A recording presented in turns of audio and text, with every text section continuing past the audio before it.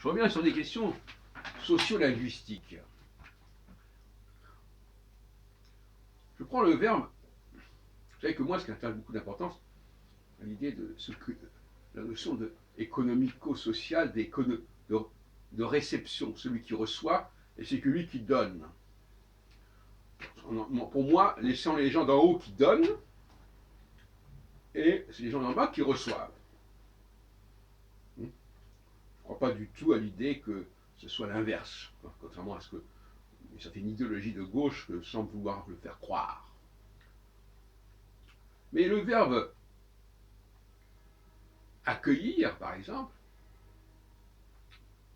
a un sens ambigu en français. Et je disais, il est essentiel de comprendre que une langue, c'est pas la réalité, la langue. La langue, elle peut, par ses anomalies, elle peut créer des faux discours, des faux raisonnements.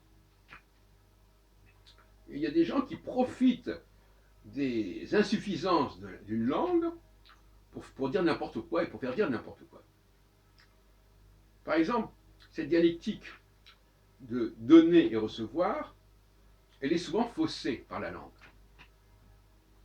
Par exemple, si je dis j'accueille, imaginons par exemple que vous avez une structure, et vous accueillez,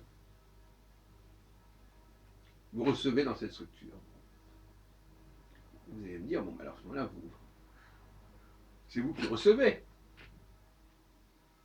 Or, il est évident que ce sont les autres qui sont reçus par moi.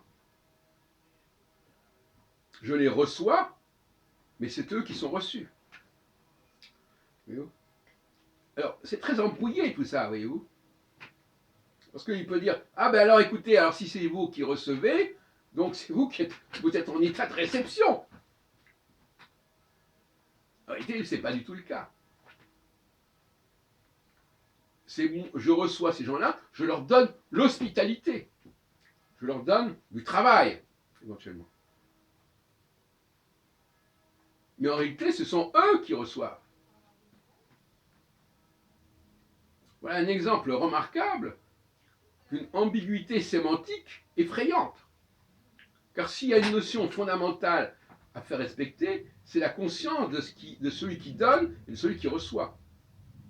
Et si on voit dans la langue française ou dans d'autres langues d'ailleurs, une telle ambivalence, une telle ambiguïté, c'est mal parti.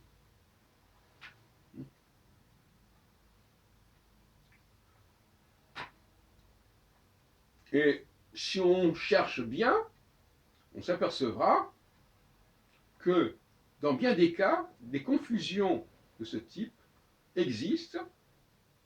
Bon, un cas classique, mais qui n'est pas très significatif, mais qui est amusant, c'est le verbe apprendre.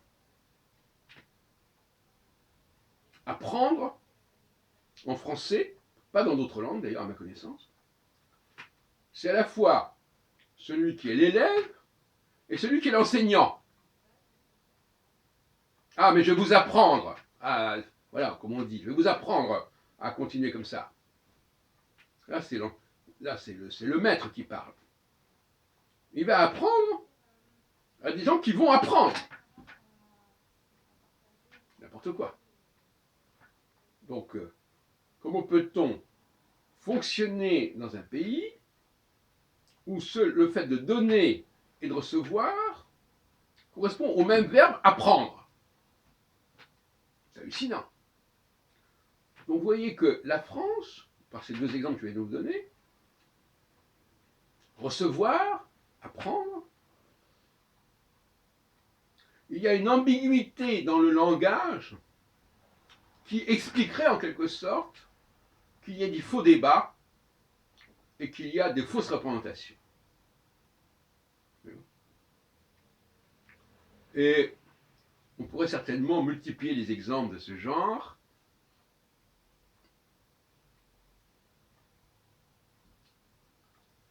Et dans bien des discussions, quand on regarde de près, on s'aperçoit qu'à la base du débat, il y a une confusion morphosémantique, c'est-à-dire que la langue pour des raisons qu'on pourrait expliquer, qu'on pourrait trouver, je ne sais pas, la langue ne permet pas de voir les choses telles qu'elles sont. Et c'était là la conclusion de ce que je voulais dire. La langue n'est pas une réalité. La langue elle se surimpose à la réalité, ou directement, elle peut trahir cette réalité. Et donc là aussi, il faut faire attention aux représentations, car, comme chacun sait, le langage est un des principaux bagages dont disposent les gens, parfois même leur seul bagage, leur seul rapport à la réalité. Là, on renvoie à la caverne de Platon, l'enfant qui apprend à parler, qui apprend les mots. Eh bien, il connaît la réalité à partir de ce qu'on lui en dit, et non pas à partir de ce qu'il peut observer.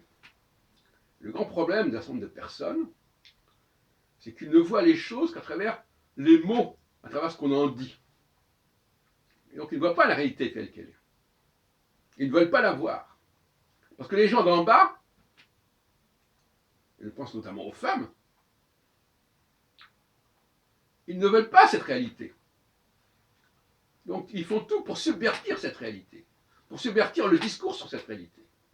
En disant, voilà. Et tout à l'heure, il y avait en bandant des Gilets jaunes, Aise, qui dans une émission disait, nous on ne veut pas baisser ce que reçoivent X et Y, nous on veut la même chose qu'eux. On veut la même chose. Qu'est-ce que c'est ça? C'est-à-dire qu'en fin de compte, on dit, oui, A et B sont différents, mais nous on veut que ce soit la même chose.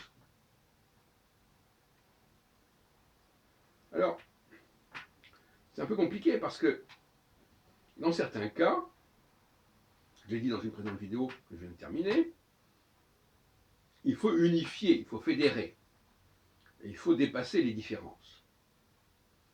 Mais ça n'est pas pour autant qu'il faut basculer dans le mimétisme, en disant, moi je veux ce que l'autre a. Parce que ça, c'est un discours enfantin. Moi je veux ce que ma petite sœur a. Hein, on lui donne un gâteau, moi aussi je veux mon gâteau. Il faut bien comprendre, c'est que les gens d'en bas ont un discours d'enfant. Et ils veulent perpétuer des statuts d'enfant. Et ça, c'est fondamental. Le sevrage par rapport à l'enfance, c'est une question fondamentale. Et on s'aperçoit que les Gilets jaunes, d'une certaine manière, pensent comme des enfants. Et raisonnent comme des enfants.